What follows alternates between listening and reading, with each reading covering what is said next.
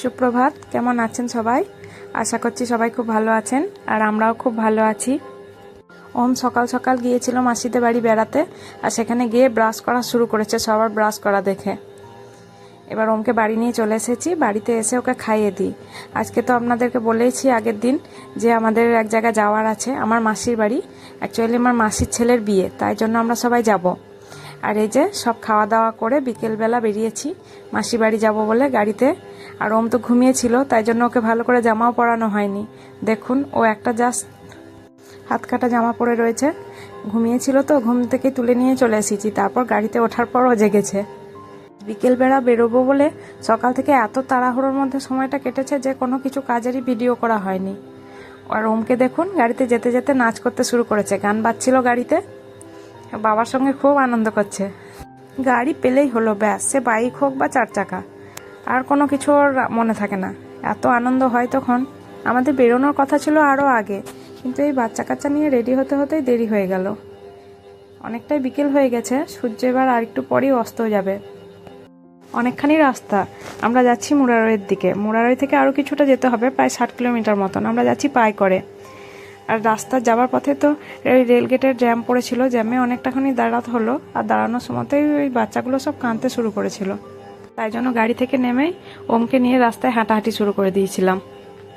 তারপর যে আবার গাড়িতে গিয়ে বসছি, আবার শুরু করছে কান্না বেড়ানোর জন্য। দেখুন কি অবস্থা ওর। আর ওই যে দূরে একটা মালগাড়ি আসছে খুব আস্তে আস্তে, তাই জন্যই এত জ্যাম লেগে গেছে। ট্রেন পেরিয়ে গেছে, রেলগেট উঠে গেছে। এবার আমরা চললাম ওই হাই রোডে একই রাস্তা ধরে। সূর্য অস্ত হয়ে গেছে বা সন্ধে লাগার মুখে। আর বেশিক্ষণ নয়, চলে এসেছি প্রায়। বাচ্চাগুলোকে তো মাঝ রাস্তায় একবার খাবার খাইয়েছি, নাহলে এতক্ষণে শান্তিতে আসতে দিত না। আর আমাদেরও খুব জোর খিদে পেয়ে গেছে। পৌঁছে আগে বলবো মাসিকে গল্প পরে হবে, আগে খেতে দাও। তাহলে চলুন আমরা আগে পৌঁছে যাই, তারপর দেখাচ্ছি ওখানে কি হচ্ছে।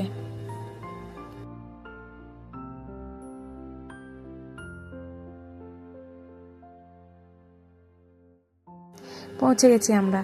এই যে আমাদের দেখুন, মানুষ যতজন তার থেকে ব্যাগ বেশি, পুরো ঘরই ব্যাগে ভর্তি হয়ে গেছে। আমাদের খাওয়া হয়ে গেছে, চলুন তাহলে ঘুরে দেখাই। ওই যে ওখানে বসে বড় মামি সবজি কাটছে, আর ছোট মামি এদিকে কিছু একটা খোঁজাখুঁজি করছে, মনে হয় লঙ্কা। এই যে আলু কাটা চলছে এখন রাতের খাবারের জন্য। মামি এখন আলু কাটছে, কিসের সবজি হবে কি জানি। এদিকে তো রসুন রয়েছে, বাঁধাকপি, ফুলকপি, কুমড়ো সব রাখা রয়েছে। দেখায় যা কিসের তরকারি হয়। আর এদিকে বাচ্চা কাচ্চারা সব খেলা শুরু করে দিয়েছে। অনেকগুলো বাচ্চা একসঙ্গে জড়ো হলে যা হয় আর কি।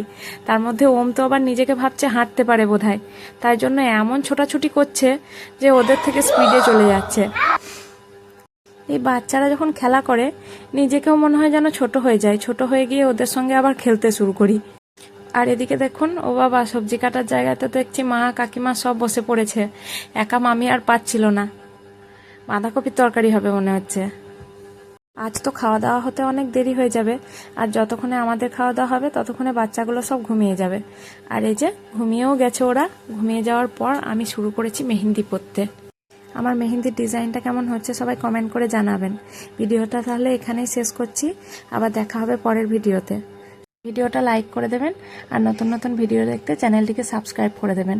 শুভরাত্রি, সবাই ভালো থাকবেন।